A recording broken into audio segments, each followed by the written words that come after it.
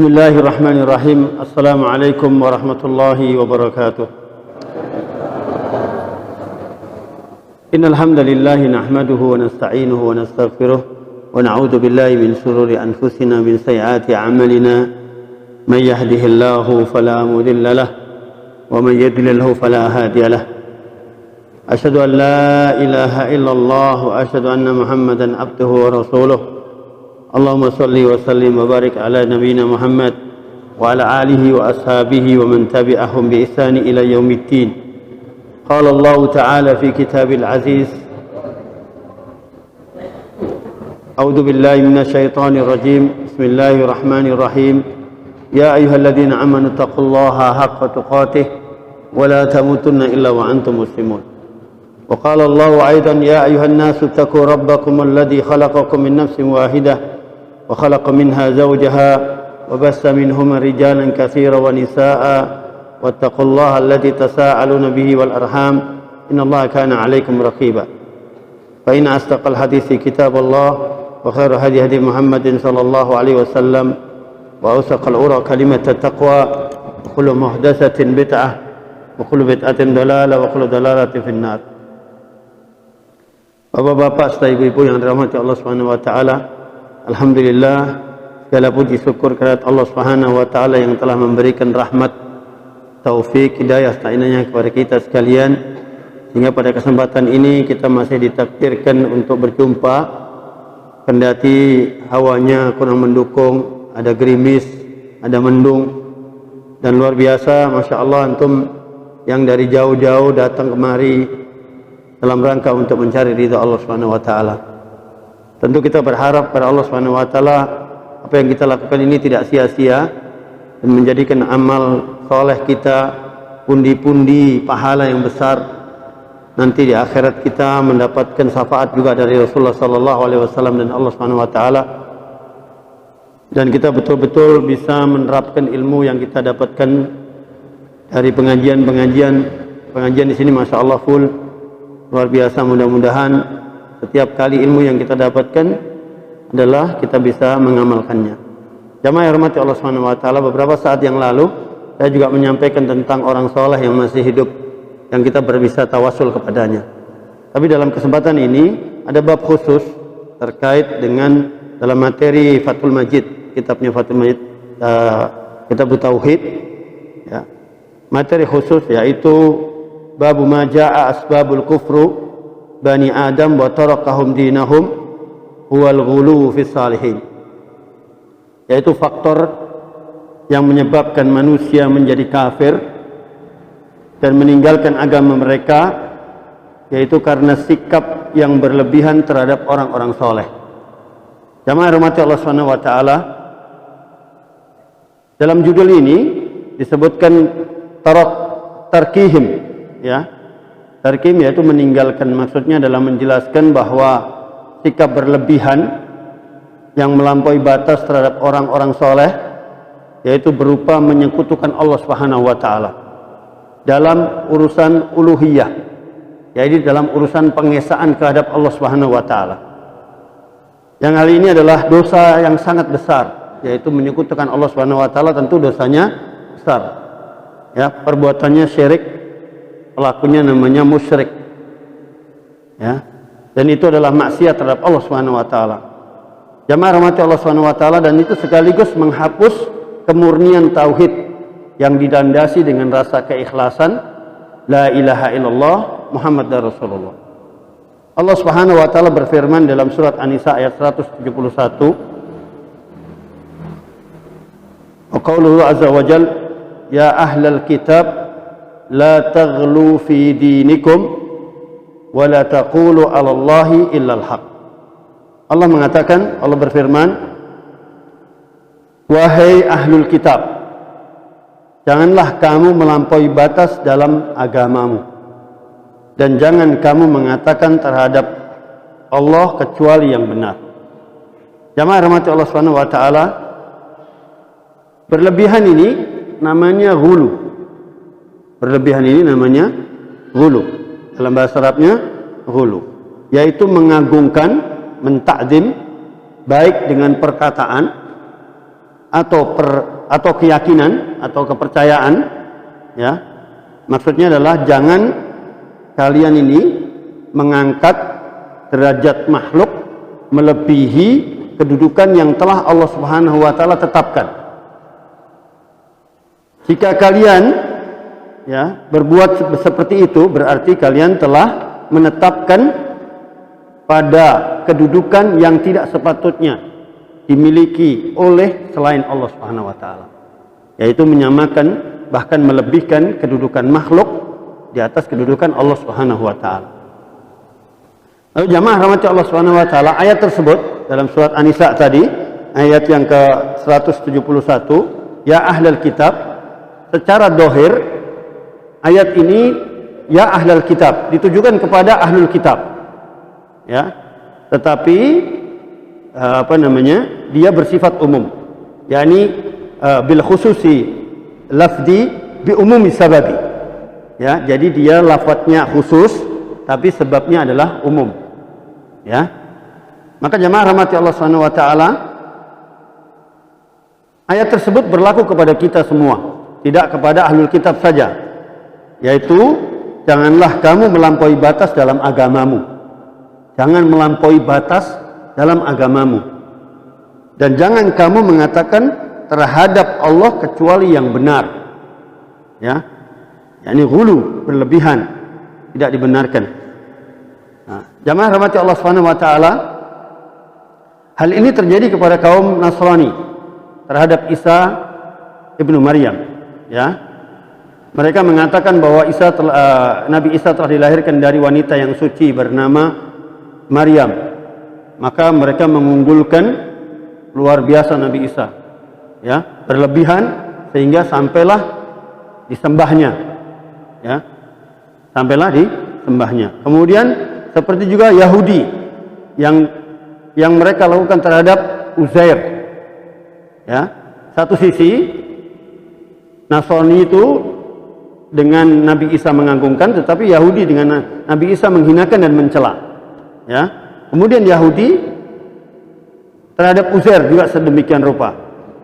Ya, mereka melakukan hal yang sama. Maka jamaah rahmati Allah Subhanahu wa taala, Rasulullah sallallahu alaihi wasallam berfirman, janganlah kamu berlebihan memuji sebagian orang Nasrani, ya, telah berlebih-lebihan memuji Isa ibnu Maryam. Ya, la tutruni kama atratin Nasara ibnu Maryam. Janganlah kamu berlebih-lebihan, ya, memujiku sebagaimana orang-orang Nasrani telah berlebihan memuji Isa ibnu Maryam. Begitu kata Rasulullah sallallahu alaihi wasallam. Lalu jamaah rahmati Allah Subhanahu wa taala, Yahudi mereka merendahkan Nabi, ya, sementara Nasrani berlebihan terhadap Isa ibnu Maryam. Yahudi mencela, menghinakan, ya, dan Nasrani mengagungkan. Allah Subhanahu wa taala berfirman di dalam surat Al-Maidah ayat 75 yang artinya Al-Masih putra Maryam itu hanyalah seorang rasul yang sesungguhnya telah berlalu sebelum beberapa rasul, dan ibunya seorang yang sangat benar, kedua-duanya biasa memakan makanan. Jamaah rahmati Allah Subhanahu wa taala, saya akan menjelaskan kepada antum sekalian bahwa persoalan ini ada satu cerita di mana ketika itu di zaman Nabi Nuh alaihissalam, jadi antara Nabi Adam sampai Nabi Nuh itu jaraknya 10 kurun, berarti 1000 tahun. 1000 tahun. Sebenarnya Adam alaihissalam, ya, Qabil yang membunuh adiknya sendiri Habil, dia adalah orang Muslim. Ya. Kemudian Nabi Adam alaihissalam mempunyai anak laki 10, punya anak perempuan 10. Punya anak laki 20, punya anak perempuan 20. Dan anak-anak lakinya semuanya anak-anak soleh.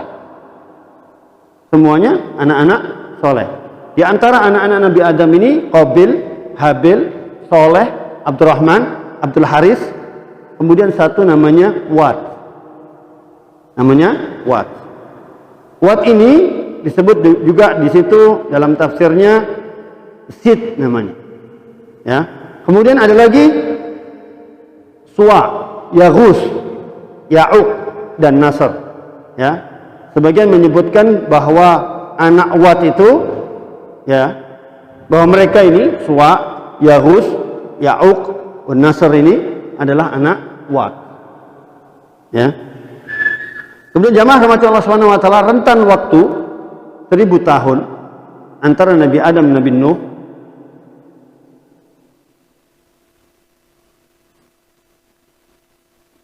Mereka ini semuanya beriman. Tapi ketika mereka mati, ya, mereka meninggal. Jadi Wad ini orang yang soleh, dia berbakti kepada orang tuanya Adam alaihissalam. Sampai dia punya pengikut banyak sekali. Ya, sampai punya pengikut yang sangat luar biasa. Karena orangnya soleh. Satu ketika sampailah Wad ini meninggal dunia, mati. Lalu ada kisah yang disebutkan di dalam Ibnu Abi Hatim meriwayatkan satu ketika ada obrolan tentang Yazid Al-Muhabbal di dekat Abu Ja'far. Kisahnya begini. Kalian membicarakan Abu Ja'far bin Muhabbal. Dia itu dibunuh di tempat pertama disembahnya Tuhan selain Allah Subhanahu wa taala. Lalu dahulunya dia adalah muslim, orang yang soleh. Sangat dicintai oleh kaumnya, oleh pengikutnya. Pasca kematiannya, mereka itu berkumpul di kuburan dan bersedih. Jadi orang ini sudah mati, mereka berkumpul pengikutnya itu di kuburan dan sedih. Lalu datanglah syaitan. Syaitan datang. Apa kata syaitan? Aku melihat kalian sedih dengan orang ini, orang yang sudah mati tadi. Maukah kalian aku lukiskan wajahnya serupa dengannya di tempat ibadah kalian agar kalian dapat mengingatnya? Lalu orang-orang yang ada di situ setuju. Boleh, supaya saya bisa lebih mengingat orang ini. Dibuatlah sama syaitan patung yang menyerupai Wad. Hati-hati kalau manggil ada namanya Wad ya. Tapi dia orang soleh sebetulnya. Ya, dia adalah orang soleh. Dibikinkanlah patung, ditaruh di tempat ibadahnya. Awal mulanya tidak disembah. Awal mulanya patung itu tidak disembah. Kemudian datanglah syaitan. Ketika mereka sudah senang dengan lukisan itu tadi, dengan patung itu tadi, datanglah syaitan dan mengatakan lagi, maukah aku buatkan patung yang serupa dengan itu untuk kamu letakkan di dalam rumah-rumah kamu,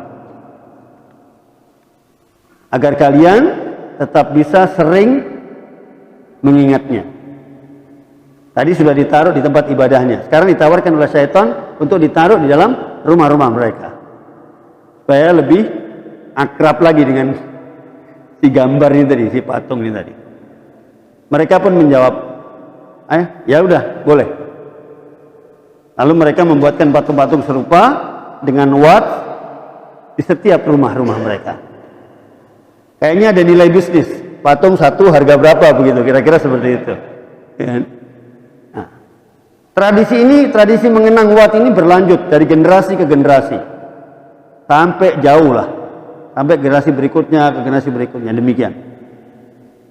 Nah, jamaah rahmati Allah Subhanahu wa taala, tidak lama akhirnya Wad ini pun, ya kan? Jadi penyembahan berhala ini semakin merajalela, akhirnya disembah. Patung tadi yang asalnya tidak disembah hanya untuk mengingat saja, tapi akhirnya disembah. Ya. Nah, patung-patung ini akhirnya diutuslah Nabi Nuh alaihissalam. Karena sudah merajalelanya, diutuslah Nabi Nuh alaihissalam untuk bertugas menjadi rasul, diutusnya. usia Nabi Nuh ketika itu adalah 50 tahun. Ya. Lalu jamaah rahmati Allah Subhanahu wa taala, nampaknya ya, tipu daya syaitan ini, tipu daya iblis ini untuk membentuk dosa besar, ya, sebuah kesirikan, iblis tidak serta-merta, tidak secara langsung manusia itu menyembah, tapi dengan berlahan-lahan, dengan cara yang halus, dia menunjukkan gambarnya, menunjukkan fotonya, menunjukkan ininya, sampailah akhirnya mereka menyembahnya. Nah, jamaah rahmati Allah Subhanahu wa taala, nampaknya ini efektif. Cara ini cara yang sangat efektif untuk menjerumuskan orang kepada kemusyrikan. Maka terus dilakukan oleh syaitan. Ya. Sebagaimana kaum Nasrani ketika mengimani Nabi Isa alaihissalam sebagai rasul, kemudian mengangkatnya sampai menjadi nabi, menjadi Tuhan. Awal mulanya tidak disembah. Awal mulanya tidak disembah. Akhirnya disembah, dan dia juga menyembah, dan Nabi menyembah patung kan? Itu kan patung itu. Ya, menyembah patung. Nah, jamaah rahmati Allah Subhanahu wa taala. Nabi Nuh alaihissalam, beliau berdakwah selama 950 tahun. Ya. Tidak mendapatkan pengikut yang banyak, pengikutnya sedikit, bahkan dicela. Sampai ketika ada satu peristiwa di mana waktu itu akan terjadi banjir besar, Nabi Nuh alaihissalam membuat perahu, dihinakan, perahu itu digunakan untuk toilet, sampai kotoran itu penuh. Ya, sampai kotoran itu penuh. Sampai mereka ini betul-betul tidak mau mengikuti Nabi Nuh, ya, dan dengan ajarannya. Ya, 950 tahun, Pak, bisa membayangkan sendiri. Kalau kita mau evaluasi, kalau kita mau mengevaluasi, ya, kenapa? Apa sebabnya? Yang salah di mana? Nabi Nuh selama 950 tahun beliau berdakwah tidak punya pengikut yang banyak. Ya, kalau kita evaluasi, apakah salah Allah Subhanahu wa taala memberikan wahyu kepada Nabi Nuh? Tentu tidak. Tetapi yang menjadi masalah adalah mereka, ya, orang-orang itu, orang-orang yang didakwahi itu memberikan doktrin kepada anak-anaknya. Memberikan doktrin kepada anak-anak untuk tidak mengikuti kamu, jangan ikut Nuh dan pengikutnya. Itu berjalan dari generasi ke generasi. Kamu jangan, doktrin inilah yang membuat mereka akhirnya tidak mau ikut dengan Nabi Nuh dan pengikutnya. Maka bapak-bapak rahmati Allah SWT, ini pengaruh besar doktrin orang tua kepada si anak. Kita dulu mungkin didoktrin sama orang tua kita.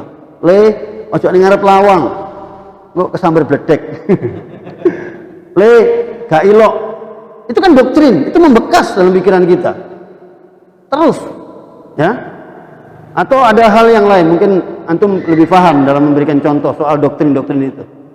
Sehingga itu mengasar kepada dirinya, sehingga doktrin itu kita turunkan kepada anak kita. Sehingga begitu berkelanjutan, sehingga sampailah kepada seperti kisahnya Nabi Nuh alaihissalam ini. Sehingga dakwahnya tidak berhasil. Namun kalau kita orang mukmin muslim memberikan doktrin kepada anak-anak kita yang baik, ya tentu hasilnya akan baik. Ayo berangkat ngaji, ayo berangkat ke masjid. Masjid itu bagus. Kamu kalau bisa seperti Imam Masjidil Haram misalnya, selalu didengung-dengungkan, maka dia akan membekas pada dirinya dan membentuk dirinya untuk menjadi lebih baik. Kemudian jamaah rahmati Allah Subhanahu wa taala, saya akan tunjukkan kepada antum sekalian, siapa sebenarnya yang pertama kali aktor utama yang menjadikan berhala ini jadi sesembahan. Ya. Dia adalah orang Quraisy. Dia adalah orang dari Bani Khuza'ah. Bani Khuza'ah ini, jadi ketika setelah Nabi Nuh, kemudian sampailah kepada Nabi Ibrahim alaihissalam. Ya. Dari Nabi Ibrahim alaihissalam ke Nabi Muhammad sallallahu alaihi wasallam waktu yang panjang. Waktu yang panjang. Ya. Sampai kira-kira lebih dari 300 tahun. Dari situ tauhid itu mulai mengikis. Jadi pengikut-pengikut tauhid itu mulai mengikis. Dari sinilah kesempatan seseorang bernama Amr bin Luhai. Rasulullah Shallallahu Alaihi Wasallam pernah bermimpi bertemu Amr bin Luhai di neraka dalam keadaan perutnya terburai dan diseret ususnya sama Amr bin Luhai.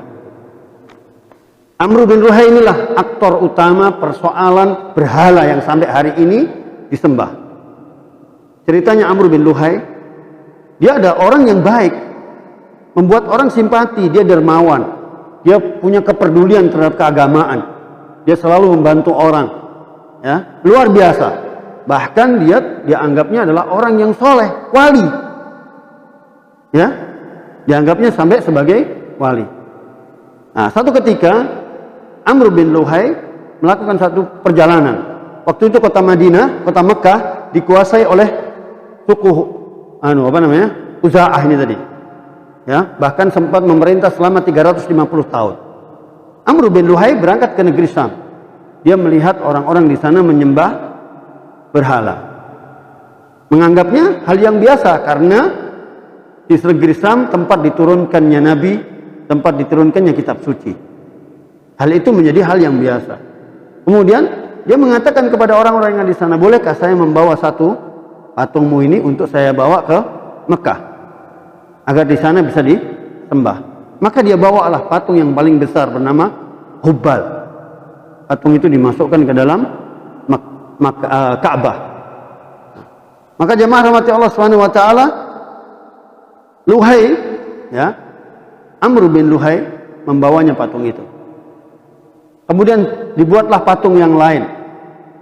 Dibuatlah patung yang lain. Dibagikan. Setiap ada qabail, ada qabilah yang datang dikasih. Ada qabilah yang datang dikasih, dibawa masing-masing qabilah itu ke negerinya untuk disembah. Ya. Pasti dia ada nilai bisnis juga seperti yang saya ceritakan tadi. Ya. Ada nilai jual. Ini cerita nilai jual nih Pak ya. Saya tukil cerita dari seseorang dai. Ketika itu di Mesir, ada orang mengendarai mobil, mobilnya bannya bocor di depan kuburan. Mobilnya bocor di depan kuburan. Ini satunya berdua dia, temannya yang satu sedang dongkrak, yang satu memperhatikan ada orang lewat. Setiap kali orang lewat, nyawer Pak, nyawer duit ke kuburan itu. Iya, nyawer.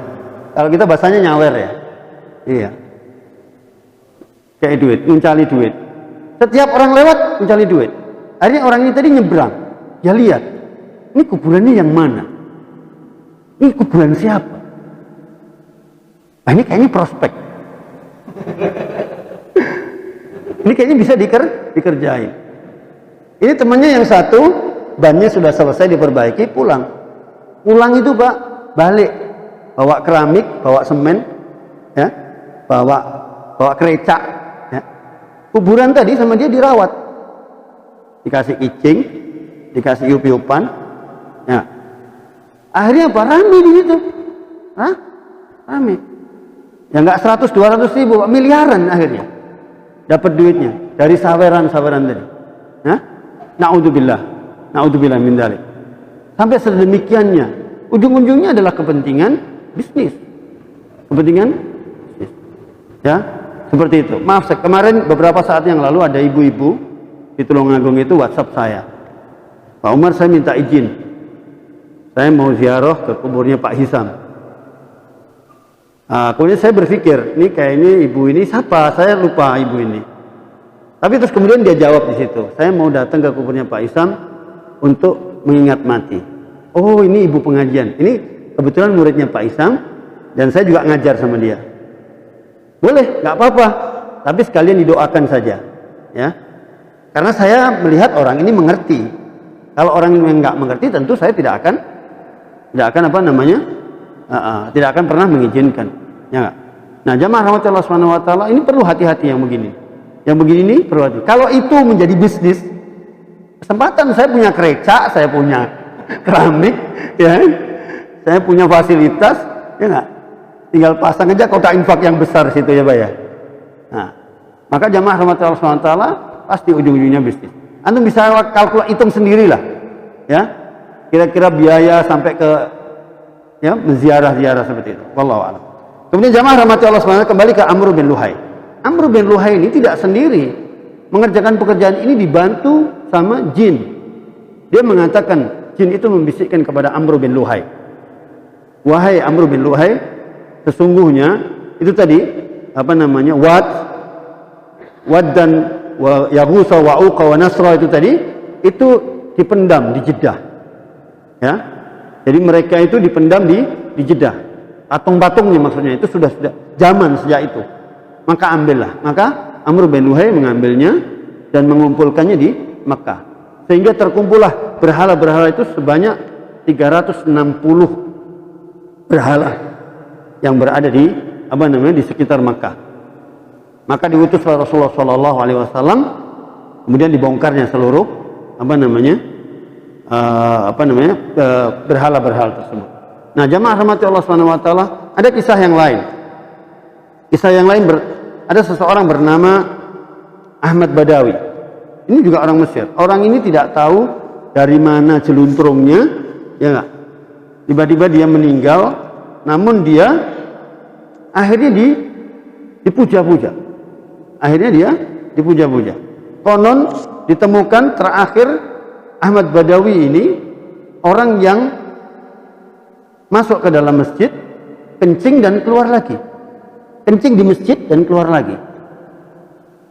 Itu sudah dianggapnya dia sebagai orang yang punya karomah. Dia adalah wali. Dan mati, ya kan? Dikuburnya dibikin seperti kelambu begitu, luar biasa, dan sampai hari ini ya, mereka dipertuhankan. Nah, maka jamaah rahmati Allah SWT, kita perlu hati-hati. Banyak sekali di sekitar kita hal-hal yang seperti itu. Maka kita mungkin tidak punya kemampuan untuk mengingatkan mereka, tapi setidaknya kita punya kemampuan untuk mengingatkan anak, saudara kita, keluarga kita untuk terhindar dari hal-hal yang seperti itu. Ya? Seperti di Oman. Di Oman juga ada ya, Syekh Abdul Qadir Jailani. Ya, kuburnya di sana juga digunakan untuk itu.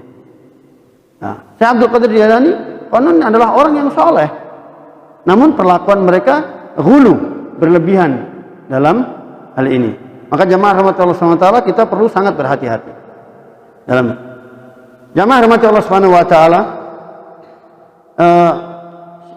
Sayyidina Ali radhiyallahu an, beliau adalah orang yang dimuliakan oleh Allah Subhanahu wa taala. Ya. Sampai-sampai Sayyidina Ali mempunyai gelar khusus, yaitu karamatullah wajah. Ya. Khulafaur Rasyidin masing-masing beliau mempunyai gelar. Sayyidina Umar mempunyai gelar apa? Al-Faruq. Kemudian Abu Bakar As-Siddiq. Kemudian Utsman Dun-Nur. Kemudian Ali radhiyallahu an karamatullahu wajah. Satu ketika Sayyidina Ali radhiyallahu an pernah ya dianggapnya sebagai Tuhan.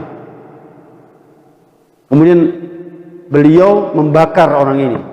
Ya, beliau membakar orang ini. Konon membakar, namun ada ulama tafsir mengatakan bahwa membakar, menganiaya, membunuh dengan cara membakar tidak dibenarkan. Karena itu hak Allah SWT. Maka dia hanya dibunuh. Dia adalah Ibnu Saba. Dia adalah Abdullah bin Saba yang dibunuh, ya, yang dibunuh oleh Sayyidina Ali. Karena menganggap Sayyidina Ali makhluk yang lebih tinggi derajatnya, ya, sehingga menjadikannya seperti Tuhan. Sayyidina Ali punya banyak kelebihan, ya. Dan Sayyidina Ali kenapa dia disebut sebagai karamatullah wajah? Karena sesungguhnya Sayyidina Ali tidak pernah bersujud kepada selain Allah Subhanahu wa taala. Itu pertama. Kedua, Sayyidina Ali tidak pernah selama hidupnya melihat kemaluannya. Tidak pernah melihat kemaluannya. Sekalipun dalam kondisi beristinja. Luar biasa, Masya Allah. Jamaah rahmati Allah Subhanahu wa taala. Sayyidina Ali, sedikit cerita tentang Sayyidina Ali. Sayyidina Ali nama aslinya adalah Haidar bin Abi Thalib. Namun Rasulullah SAW tidak menyukai nama itu, kemudian digantilah dengan Ali dengan makna tinggi derajat, ya. Dengan makna yang paling tinggi derajatnya, Ali. Ali itu a'la. ya. Maksudnya tinggi derajat, bukan tinggi meninggi Allah Subhanahu wa taala. Nah, jamaah rahmati Allah Subhanahu wa taala, Rasulullah sallallahu alaihi wasallam pun tidak suka dengan sebutan sebagaimana yang disebutkan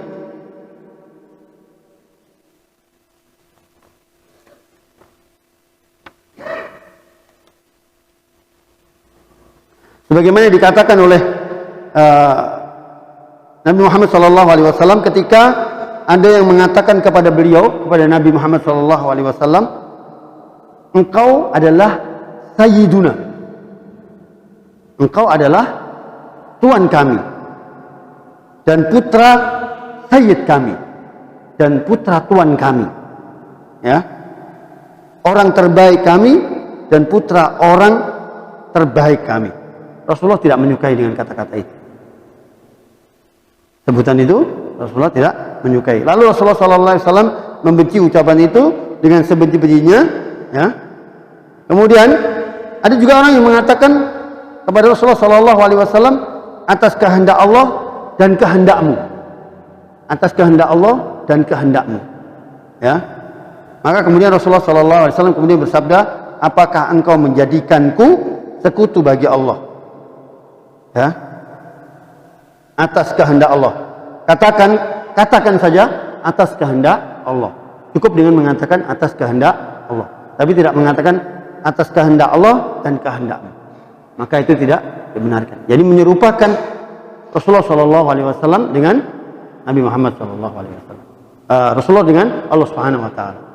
Maka jamaah rahmati Allah Subhanahu Wa Taala, hari ini kita tahu siapa sebenarnya yang menyetuskan berhala.